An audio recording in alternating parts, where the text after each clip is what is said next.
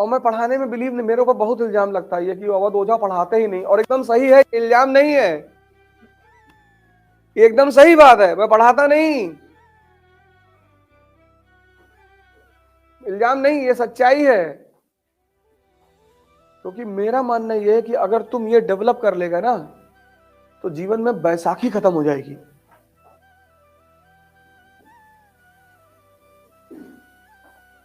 मेरा मानना यह है कि अगर इस क्लास में 50 लोग बैठे और 5 लोग भी इस बात को समझ गए कि मैं क्या कह रहा हूं और उन्होंने उस चीज को डेवलप कर लिया, वो 5 रिजल्ट दे देंगे। बस वही मेरी ताकत है। कल भी मैंने कहा ना, 18 साल पढ़े, लेकिन कंपटीशन देते वक्त कैसे परेशान हो जा रहे हो।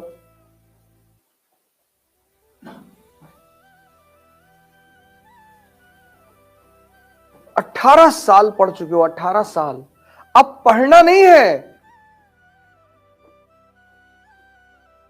अर्जुन, युधिष्ठिर, नकुल, सहदेव, भीम, दुर्योधन, सबने युद्ध किससे सीखा? द्रोणाचार्य से। लेकिन महाभारत का जब युद्ध है तो उसमें कोच काम आ रहा है, कोच। महाभारत के युद्ध में द्रोणाचार्य काम नहीं आ रहे हैं, प्रोफेसर काम नहीं आ रहा है, कोच। अर्जुन को वो ये नहीं सिखा रहा धनुष बाण कैसे चलाते हैं, पता है। आपकी दिक्कत ये पता क्या है, आपने कभी कायदे से पढ़ा ही नहीं। आपका पहला स्टेप ही खराब है।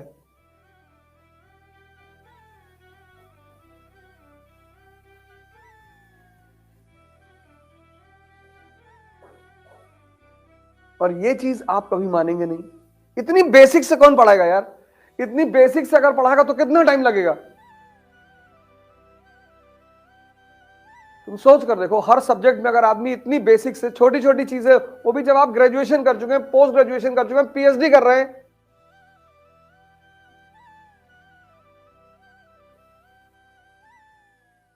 इसीलिए तो कोचिंग खूब फल फूल रही हैं।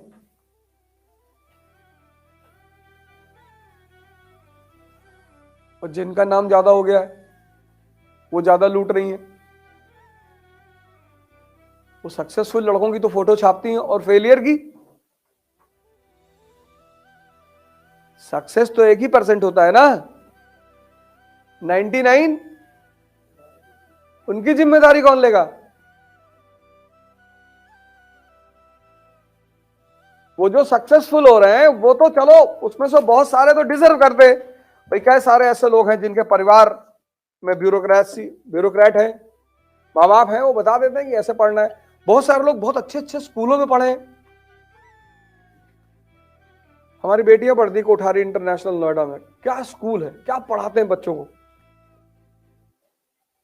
मतलब हमें लगता है कि अगर बाय द वे कभी उन्हें आईएएस देना हुआ तो उन्हें कोचिंग जाने की जरूरत ही नहीं पड़ेगी, इतना अच्छा पढ़ा रहे।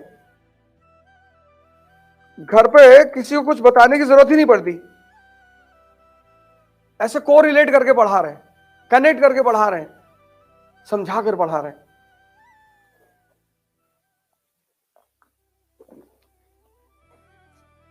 लेकिन फीस भी वैसे ही ले रहे। इसीलिए तो स्कूल इस देश में सबसे अच्छे हैं प्राइवेट, और हॉस्पिटल सबसे अच्छे हैं प्राइवेट। आज प्रधानमंत्री को बड़ा इल्जाम लग रहा है कि सब कुछ प्राइवेट कर दे रहे हैं, तो सरकारी में पिछले 30 साल में हो गया रहा था। कौन जा रहा है सरकारी में जिसके पास पैसा नहीं है? तुम जाओ सरकारी हॉस्पिटल में फीडबैक लगवाने, और तुम्हारा हाथ कट गया लोहे से और तुम सरकारी हॉस्पिटल चले गए, और जिस बंदे को हॉस्पिटल में इंजेक्शन लगाना है वो मोबाइल पे बात कर रहा है, और बात करते करते उसने इंजेक्शन डाल दिया, और पता लगा बगल वाले को डाल दिया, फिर वो पलट के चिल्ला भी रहा तुम्हारे ऊपर। कायदे से कायदे से नहीं खड़ा हो पा रहे हो। फ्री है लेकिन जान जा सकती है। और प्राइवेट हॉस्पिटल में एंटरटेन करते हैं, आपको गाना सुनाते हैं, पूछते रहते हैं, सर दर्द तो नहीं हो रहा है? नहीं नहीं नहीं। कभी कभी तो निडल टच करा के उठा लिया कि सर पता चला? नहीं पता तो नहीं चला। हाँ, कितना? 2200 रुपया।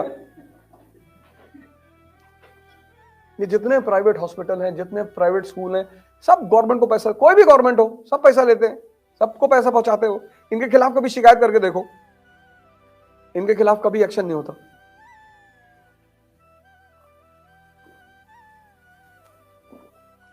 हर साल 2000, 5000, 10,000 एक्स्ट्रा चार्ज लेते हैं हर साल। वो सरकार को जो देना है अपने घर से थोड़ी देंगे, तो माँ बाप से ही लेंगे। तो हर साल एक मैसेज भेज देते हैं क्लास सेशन के एंड के बाद कि maintenance of the school 5,000 to be donated by the parents. अब 2000 लड़के हैं, 5000 से मल्टीप्लाई कर लो, चला गया। तुम किसी प्राइवेट हॉस्पिटल, स्कूल, इनकी बुराई करके देखो जाके, एफआईआर को तुम ही को मारेंगे सब गिरा के।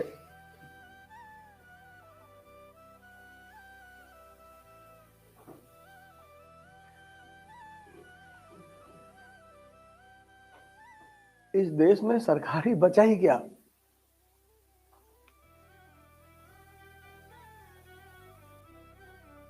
पहले लोग गांधी फैमिली पे इल्जाम लगाते थे कि अरे परिवारवाद है, अब समाजवाद है।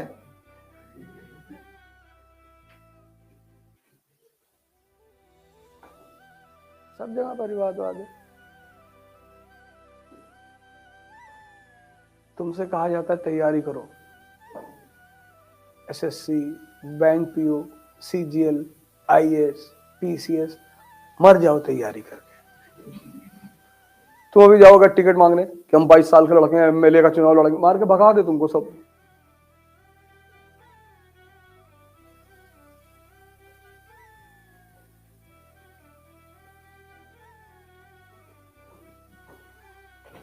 अगर इंडिपेंडेंट लड़ोगे तो यहाँ की जनता तुम्हारी किडनी बिकवा देगी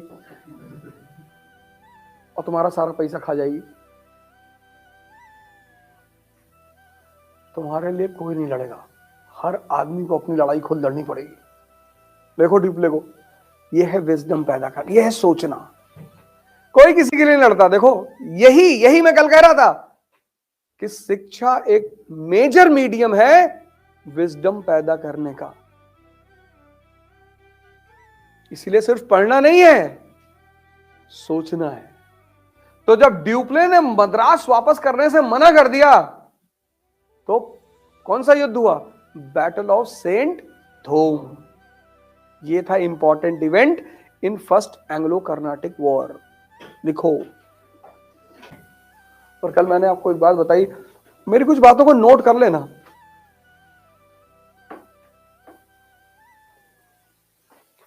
कभी मोटिवेशन के चक्कर में मत पड़ना, शक्ति बढ़ाओ। कॉन्फिडेंस जो है ना, वो शक्ति का परिणाम है।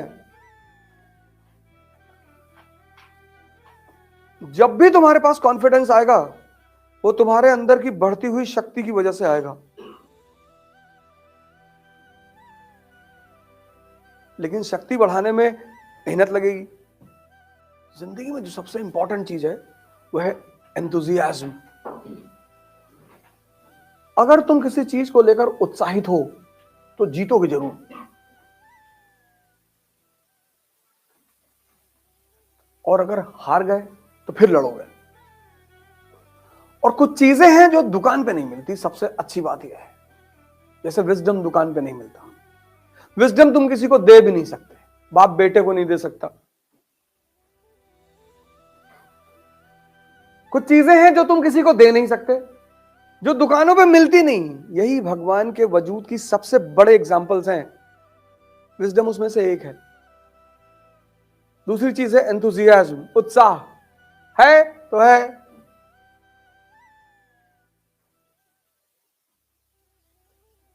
और नहीं है तो कुछ ना कर पाओगे।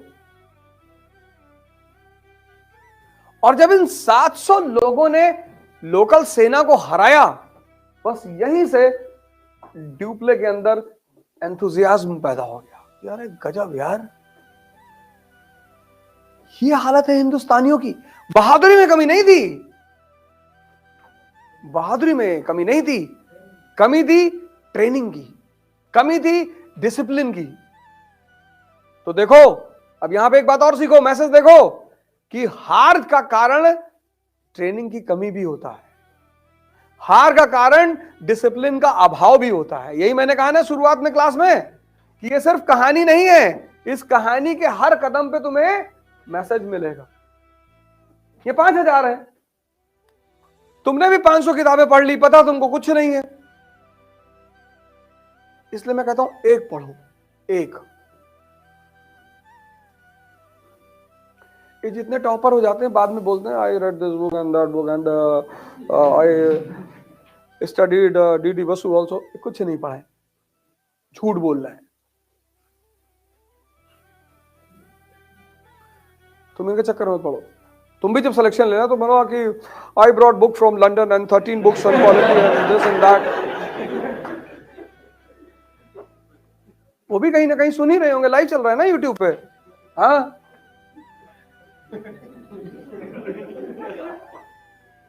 बहुत सारे टॉपर तुमको मिलेगा। I used to read 5 newspaper, 5। तुम धीरे से शुरुआत करो, हल्के से, एक किताब पढ़ो, एक उठाओ और उसको पूरी तरह से कंट्रोल कर लो, अपने कब्जे में ले लो। जब वो कब्जे में आ जाए और तुम्हारे पास कभी टाइम मिले, अगर मान लो बीच में सिलेक्शन हो गया तो सिलेक्शन के बाद पढ़ लेना, क्योंकि किताबें कभी नुकसान नहीं करेंगी। मान लो तुमने लक्ष्मीकांत पर कमांड कर दिया, तुम्हारा सिलेक्शन हो गया, तो तुम दुखी मत होना कि यार अब मैं फिर सब डीडी बसु पढ़ नहीं पाए थे, तुम मसूरी में पढ़ लेना। लेकिन मान लो बीच में तुम्हें टाइम मिलता है तो डीडी बसु भी पढ़ लेना।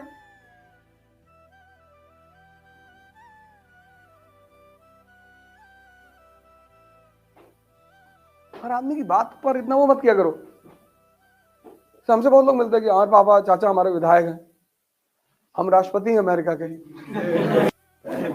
अरे मजाक कर रहे हैं, तो तुम ही काहे इतना सीरियस हो रहे हो? और ये सब मत बताया करो, हमसे जो काम है ले लो और हमको पैसे दे दो और निकलो यहां से। राय तो मत फैलाओ जिंदगी में, सीधी बात, नो बकवास, काम बताओ और निकलो। ये देखो, ये सीखने वाली बात है। 700 लोगों ने 5,000 लोगों को हरा दिया, इसलिए इस बैटल का काम क्या महत्व है? इसने ड्यूप्ले के अंदर उत्साह पैदा कर दिया कि यार 700 की डिसिप्लिन्ड आर्मी और ट्रेंड आर्मी यहां के 5,000 लोगों पर भारी है। बस यहीं से उसका दिमाग काम करना शुरू हुआ and this led to second Anglo Carnatic war. पहला क्लियर? तो अब क्या करो? अब तुम एक काम करो, ये सब फाड़ फूड़ के फेंक दो, जितना लियो घर पे जाके जला देना। एक फाइल बनाओ अपनी ऐसे ट्रायंगल और स्क्वायर वाली, तो पहला कर्नाटिक वॉर हेडिंग वाला, और फिर ट्रायंगल बना के लिख लो issue war of succession in Austria, एक वर्ड में, एक लाइन में। Important event Saint Thome, outcome enthusiasm and appetite. बस ये तुम्हारा नोट्स हो गया, बस यही तुम्हारा नोट्स है। एक प्योर फाइल बनाओ जिसमें सिर्फ डायग्राम हो। पहला कर्नाटिक वॉर, ट्रायंगल, 3 बातें याद रखनी है, बाकी यहां फीड करना है। इसको बोलते हैं डाइजेशन। अभी नस्टिम टहल लो, किसी को पकड़ लो कि चाय पियोगे, हाँ लो चाय पिलाओ उसको, और फिर उसको कर्नाटिक वॉर सुनाओ, और अगर कहते नहीं सुनेंगे तो चाय छीन लो।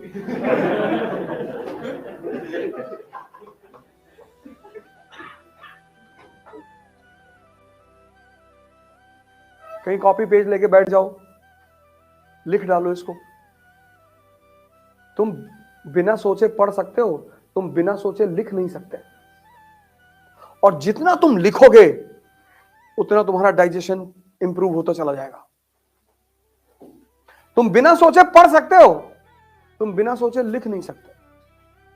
लिख डालो, किसी को सुना दो, बड़े वाले मामा को फोन कर दो, यार तुम समझे यार कर्नाटिक वॉर कैसे हुआ? अभी तक वो तुमको कहानी सुना रहे हैं कि औरैया के पास 25 बीघा जमीन मिल रही है, मिल रही होगी, हम क्या करें, वो कब्जा करना है, खरीदना थोड़ी है। दुनिया में कुछ चीजें कभी मत खरीदना, लोहा, ईंटा, मिट्टी, कब्जा कर लो, और नहीं तो हरिद्वार चले जाओ, इसकी जरूरत ही नहीं।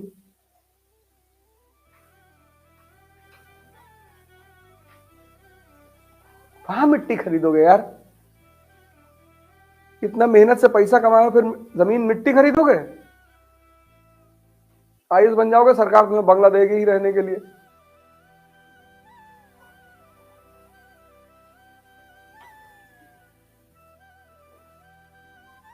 रिटायर हो जाना, बच्चों को पढ़ाना, राजनीति करना, अपने ऊपर वेब सीरीज बनवा लेना।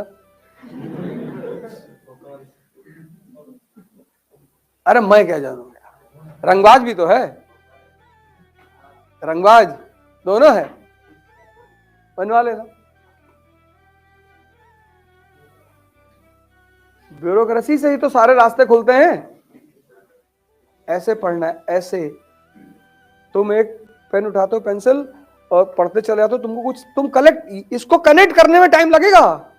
अगर तुम इसे खुद से बैठ के पढ़ते ना तो टाइम लगता सोचने में और जोड़ने में।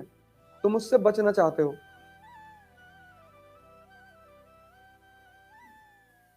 तुम इससे बचना चाहते हो, तुम इन सब चीजों को सोचना नहीं चाहते।